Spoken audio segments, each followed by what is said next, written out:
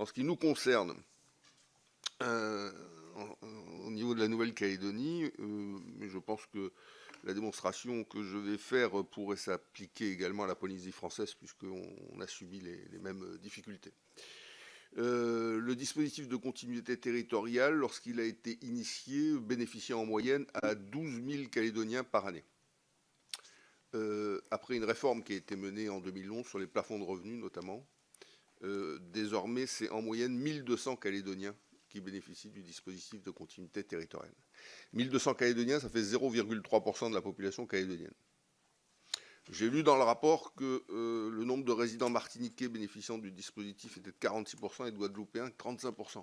Donc je suis vraiment très heureux de voir que ce dispositif produit ses pleins effets dans un certain nombre de DOM. Ce qu'on souhaiterait, c'est que sans atteindre ces niveaux qui nous paraissent totalement inaccessibles pour nos collectivités lointaines, on puisse quand même passer de 0,3 à un peu plus. Alors comment ça se fait qu'on en est arrivé là? Le rapport le signale d'ailleurs à juste titre, et il fait des propositions à la fin sur le sujet.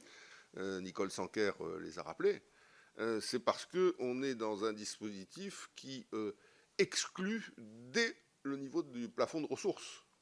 On a mis un plafond de ressources tellement bas qu'il faut être tellement pauvre qu'on ne peut plus voyager. Donc la question, elle est simple. C'est qu'on a tué le dispositif en mettant la barre à un niveau qui empêche les Calédoniens et de voyager. Et d'autant plus qu'en ce qui nous concerne le prix du billet, vous allez tout de suite sur un site quelconque, vous prenez un billet à 1 an pour dire vraiment, je prends la distance nécessaire pour avoir le meilleur prix possible.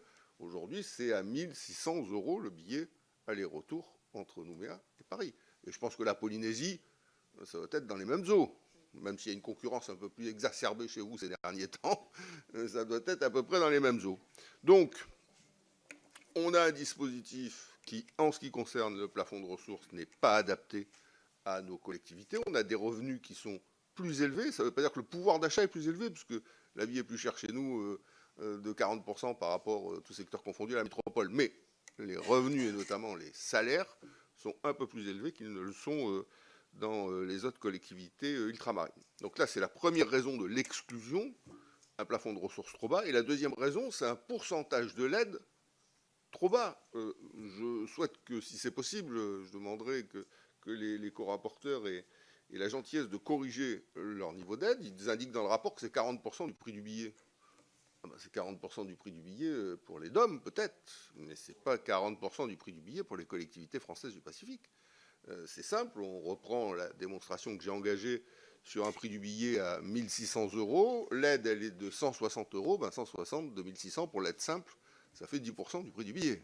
Donc avec 10% du prix du billet, vous comprenez que l'aide à la continuité territoriale, elle est forte dans son principe, mais quand même extrêmement limitée dans son application. Et si c'est l'aide majorée est à 530 €, ben on est à 33% du prix du billet. On n'est toujours pas à 40% du prix du billet. Donc, il est indispensable, si on veut que le principe de la continuité territoriale ait une application qui ne soit pas cosmétique dans les collectivités françaises du Pacifique, que à la fois le plafond de ressources soit revu et adapté à la réalité des revenus dans nos territoires, et que le montant de l'aide soit revu. Et là, je soutiens totalement la proposition qui est faite par les rapporteurs, qui est dit que dans un souci, ils disent d'équilibre, le mot d'équité m'aurait semblé plus adapté, dans un souci d'équité, l'aide soit proportionnelle au prix moyen du billet, soit en pourcentage du prix moyen du billet.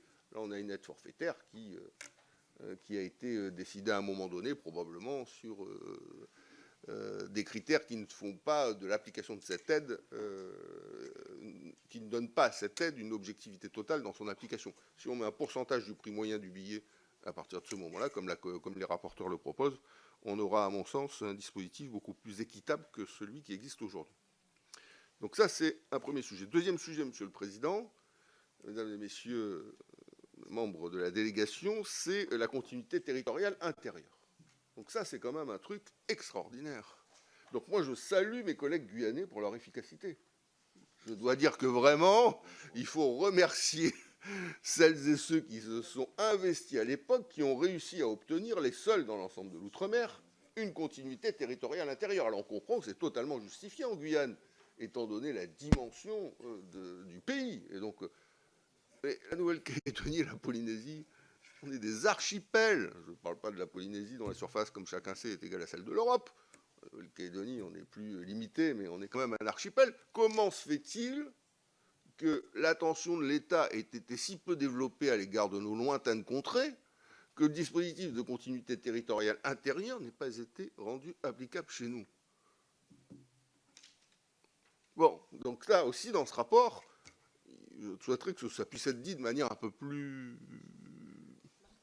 marquée, parce que c'est quand même, je pense que c'est une faute d'inattention de l'État. Hein. Ça fait 10 ans maintenant.